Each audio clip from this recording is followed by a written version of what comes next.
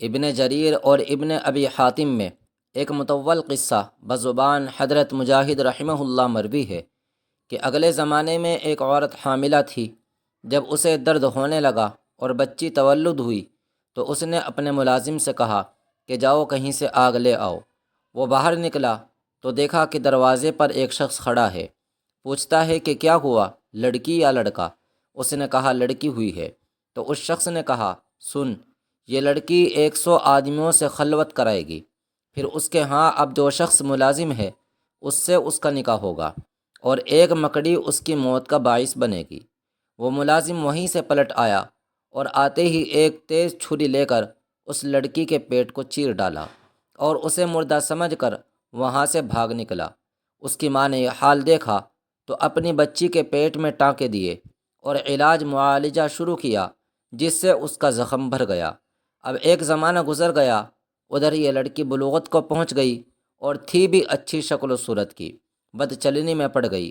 ادھر وہ ملازم سمندر کے راستے کہیں چلا گیا، کام کاج شروع کیا اور بہت رقم جمع کی، پھر سارا مال سمیٹ کر بہت مدت بعد اپنے اسی گاؤں میں آ گیا اور ایک بوڑھی عورت کو بلا کر کہا کہ میں نکاح کرنا چاہتا ہوں، گاؤں میں جو سب سے خوبصورت عورت ہو اس سے میرا نکاح کرا دو۔ یہ عورت گئی اور چونکہ شہر بھر میں اس لڑکی سے زیادہ خوش شکل کوئی عورت نہ تھی، یہیں پیغام ڈالا، منظور ہو گیا، نکاح بھی ہو گیا، اور ودا ہو کر یہ اس کے پاس آ بھی گئی۔ دونوں میاں بیوی میں بہت محبت ہو گئی۔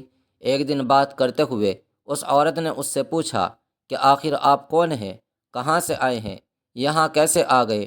اس نے اپنا تمام ماجرا بیان کر دیا کہ میں یہاں ایک عورت کے ہاں ملازم تھا، وہاں سے اس کی لڑکی کے ساتھ اس طرح کی حرکت کر کے بھاگ گیا تھا، اب اتنے برسوں بعد یہاں آیا ہوں۔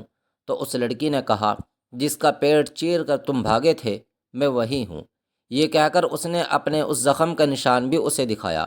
تب تو اسے یقین آ گیا اور کہنے لگا جب تو وہی ہے تو ایک بات تیری نسبت مجھے اور بھی معلوم ہے، اور وہ یہ کہ تو 100 آدمی سے مجھ سے پہلے مل چکی ہے۔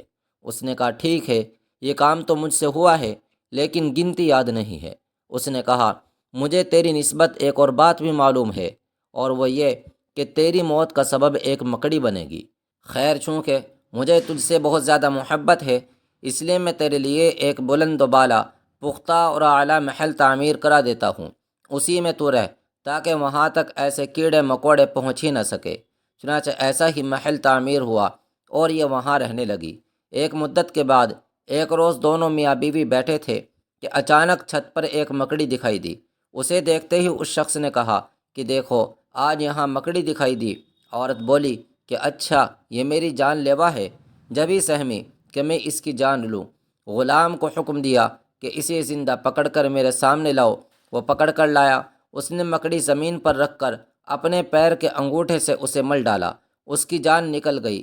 اس سے جو پیپ نکلا اس کا ایک آدھ قطرہ اس کے انگوٹھے کے ناخن اور گوشت کے درمیان لگ گیا، اس کا زہر چڑھا، پیر سیاہ پڑ گیا اور اسی میں وہ عورت مر گئی۔